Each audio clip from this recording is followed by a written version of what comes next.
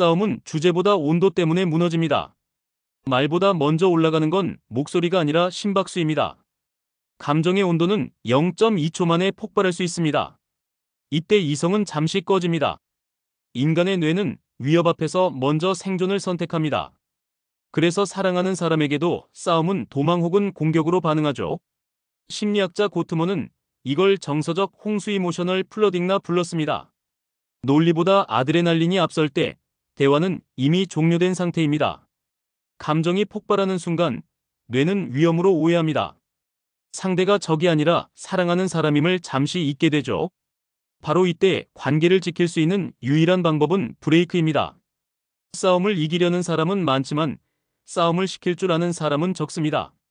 타임아웃 타임 마이너스 아웃은 회피가 아니라 관계의 안전벨트입니다. 감정이 뜨거울수록 냉정을 선택해야 합니다. 이건 패배가 아니라 훈련입니다. 심박수가 100bpm을 넘는 순간 대화는 더 이상 효과적이지 않습니다. 이때 당신의 말은 방어지 전달이 아닙니다. 넌 항상 그래. 너는 절대 몰라. 이런 문장은 감정의 방어벽일 뿐입니다. 감정의 온도는 관계의 온도입니다. 끓는 감정은 결국 신뢰를 증발시킵니다. 싸움은 필연이지만 폭발은 선택입니다. 감정은 생각으로 조절되지 않습니다. 루틴으로 조절됩니다. 그 루틴의 첫 단추가 바로 타임아웃입니다. 잠시 멈춤은 관계의 회복을 위한 기술입니다. 감정에도 안전 매뉴얼이 필요합니다. 싸움의 본질은 이기는 게 아니라 잃지 않는 것입니다. 오늘의 주제는 감정의 절차와 사랑을 지키는 기술, 타임아웃 프로토콜입니다. 타임아웃은 감정의 과열 차단 시스템입니다. 지금 멈추자는 말은 포기가 아니라 보호입니다. 고트먼 연구에 따르면 싸움 중 심박수가 오르면 상대의 말 60%를 듣지 못합니다. 타임아웃은 대화의 리셋 버튼입니다. 이걸 피한다고 느끼면 관계는 오히려 더 빨리 무너집니다. 왜냐면 회피가 아니라 절차적 냉각이기 때문이죠. 타임아웃 선언 예시. 지금 너무 감정이 올라와서 대화가 안 돼. 잠시 쉬자. 이 문장은 회피가 아니라 감정적 성숙의 신호입니다. 심리학적으로 잠시 멈춤은 관계 유지 행동 중 가장 효과적입니다. 1회 타임아웃이 6개월 관계 유지율을 30% 높입니다. 장면 서로 다른 방으로 이동. 이 시간은 최소 20분에서 최대 45분이 적당합니다. 그 이상 길어지면 단절로 오해받을 수 있습니다. 타임아웃의 목표는 진정이 아니라 회복입니다. 감정이 아닌 생리 반응을 진정시키는 단계입니다. 이때 코르티솔, 아드레날린 수치가 정상화됩니다. 타임아웃 동안 해야 할 일 리스트. 심호흡, 물 한 잔, 감정 기록, 재대화 시간 약속. 감정 일지를 쓰세요. 내 감정은 분노 70%, 서운함 20%, 무력감 10%. 숫자는 감정을 객관화시킵니다. 인간은 감정을 쓰는 순간 뇌의 전전두엽이 다시 활성화됩니다. 심박수 그래프 애니메이션 등장. 타임아웃 중엔 SNS, 문자, 전화 금지.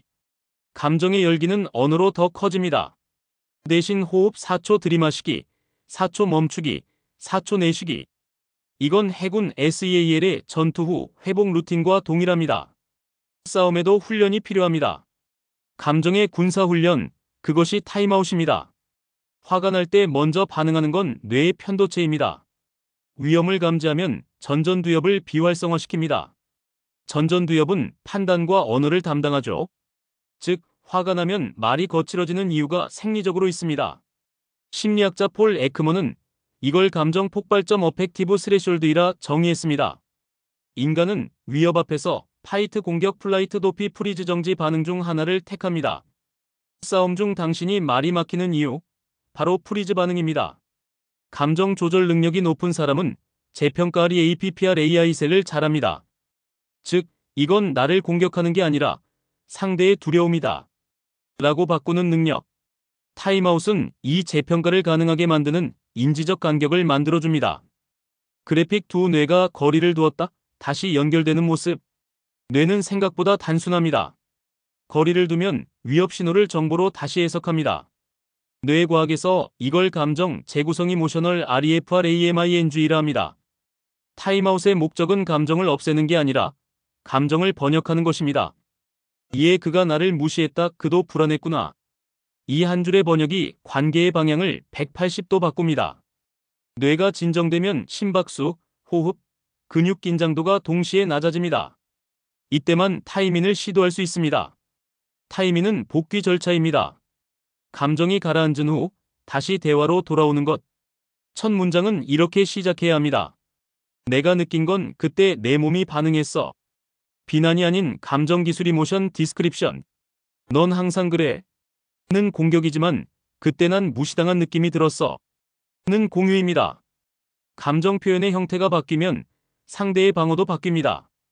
고트먼 연구에 따르면 복귀 대화의 첫 3분이 관계 회복의 90%를 결정합니다. 배경 따뜻한 커피향, 고개를 끄덕이는 장면. 미안해.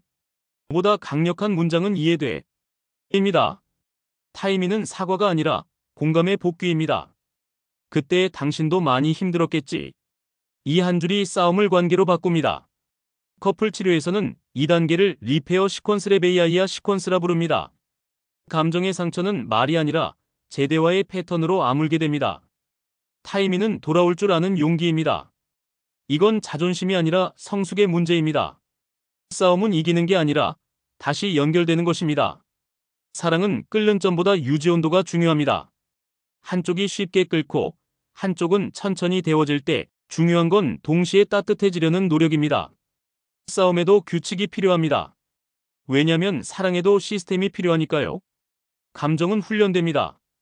조절할수록 관계는 단단해집니다. 타임아웃은 이별의 연습이 아니라 지속의 기술입니다. 진짜 성숙은 화를 안 내는 게 아니라 잘 식히는 것입니다. 감정의 온도를 조절할 줄 아는 사람, 그가 관계를 지키는 사람입니다. 오늘의 문장. 사랑에도 매뉴얼이 있다. 그것은 멈춤과 복귀의 리듬이다.